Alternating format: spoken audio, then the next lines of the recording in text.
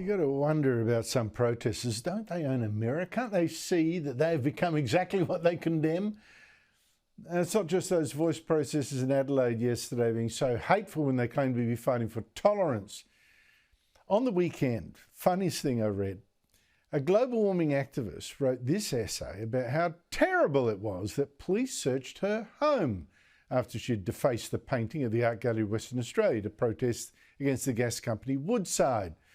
She's also been charged over another protest where a Green group set off a stink flare that caused the evacuation of Woodside's headquarters.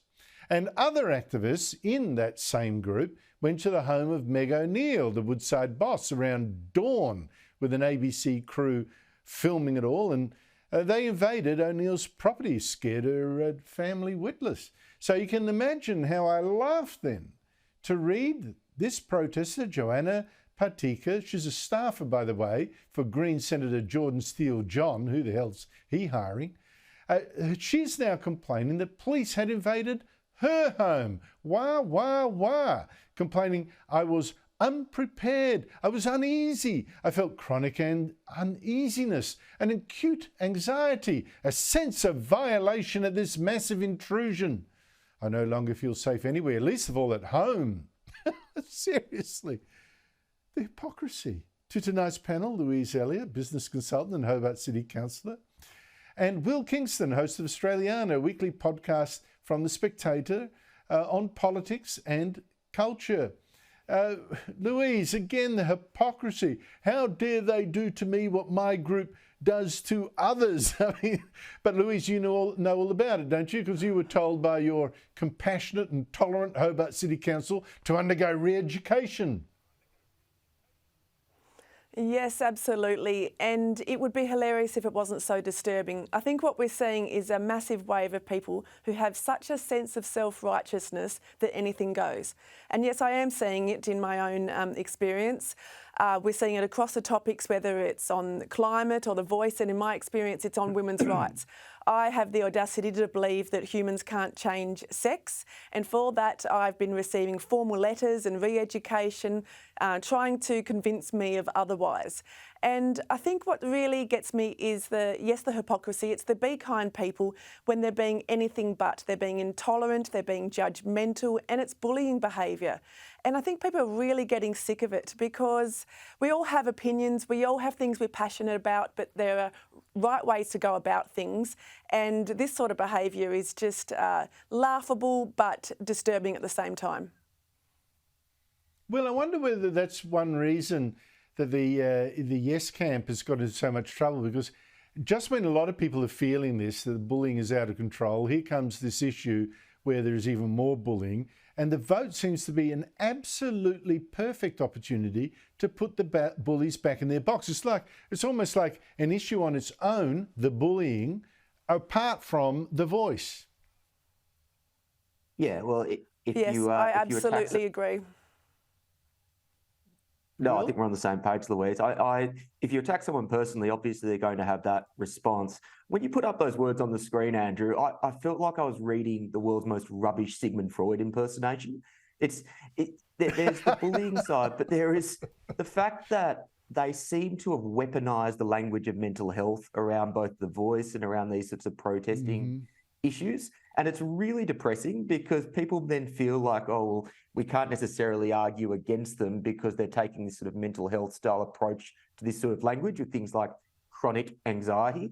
It's very disingenuous. I've actually noticed this a bit in the Voice debate. And what it's meant to be doing is meant to be shutting down sensible, common sense debate. There's something quite sinister about this. And the lefty hypocrisy story, as old as time itself, we all know that. But just keep an eye out for how they use that language of mental health to try and shut down debate and stop people from having common sense arguments against what they're trying to say. I think you're onto something there. I mean, the whole, even in universities now, where you have to have safe spaces, and if someone raises an idea that you don't agree with, it's not safe. I mean, this whole safe business is just crazy. But Louise, one interesting thing in this debate over The Voice, I think it's taught the Liberals a lesson. Well, some Liberals. I'm sorry they actually need it. I thought it was quite self-evident. The lesson is this: you could actually win an argument that you believe in, no matter how popular it seems at the moment, as long as you have the guts to put that argument. Now, for ages, the Liberals didn't have that guts. They followed the polls, particularly under Scott Morrison.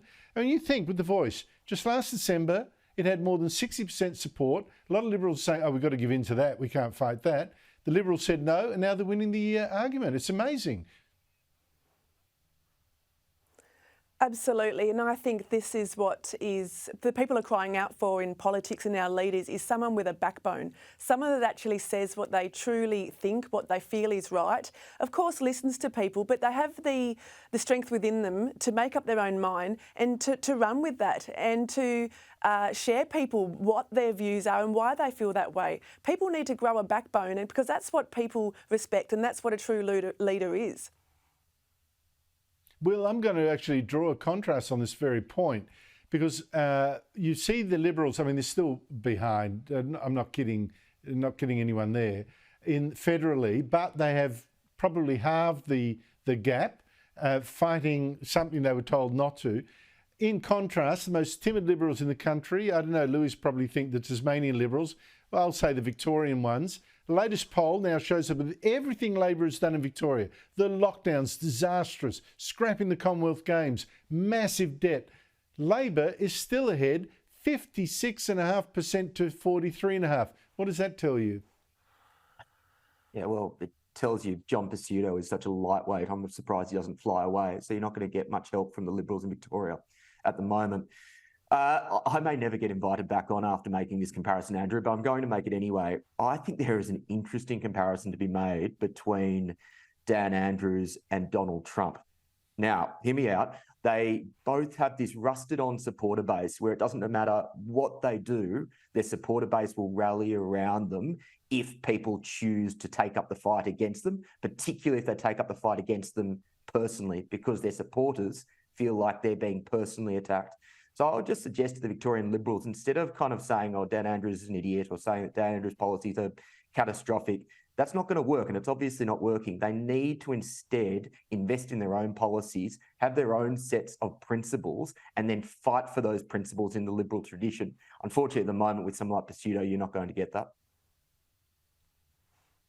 That's a really interesting point. Louise, the comparison with Trump, I'd go along with Will on that one to this point, that Dan Andrews never exhibits the slightest sign of doubt, never an apology, never an admission of error, exactly like Trump. He could be sitting on a total disaster and you would think that everything's sweet because he looks so confident. Would that be the secret? I think so, and it's really giving the sense that you own the space, owning what you believe in, and you've got that sense of conviction about it. And I think that's really what's missing in Victoria. And yes, to be frank, down here on the island too, we could use a lot more of that. So I think there's really room for growth. Well, Australia desperately needs, strong oppositions and strong Liberal governments. So I think, hopefully that reflection happens. Well, I don't know. It probably happened to the Liberals in opposition and they're probably going that way. Will Kingston, Louise, Elliot, thank you so much indeed for your time. Really appreciate it. Honestly, but I think Will's right. In Victoria, the Liberals just have to start appealing to the voters themselves to say, look at us, look at our policies. Just saying Dan Andrews isn't working, is it?